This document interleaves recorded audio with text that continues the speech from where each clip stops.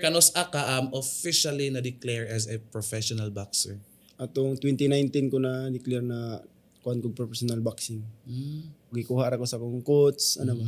Mato. 2019? 2019. So bata-bata ka pa ato. Bata pa. Pero uyab na mo.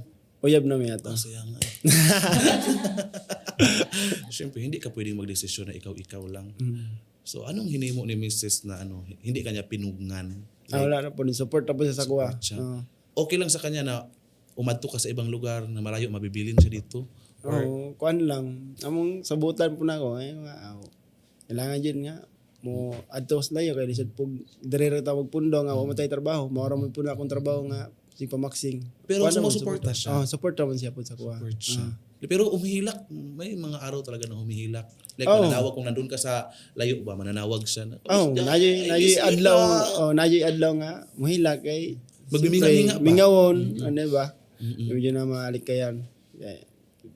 Dugay ka dito, pila ka kamans dito, tapos dugay ka ganing uli.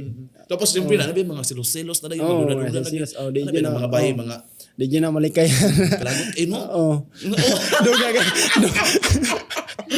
Kalagot yung mga bahay na. Di man kasi yan namin. Hindi talaga namin yan malilikayan. Lalo na kapag ikaw, wapo. Tapos nandun ka sa lugar na wala ako. Tapos, syempre, na-enjoy ka ng mga igat na mag-ana-ana.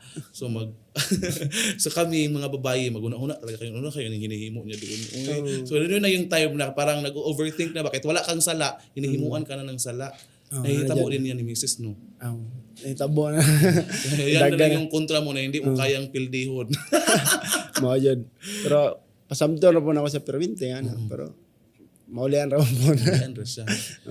Kung kiligon din siya, ulion din mo. Kasi og di ta muli kasi makulatahan.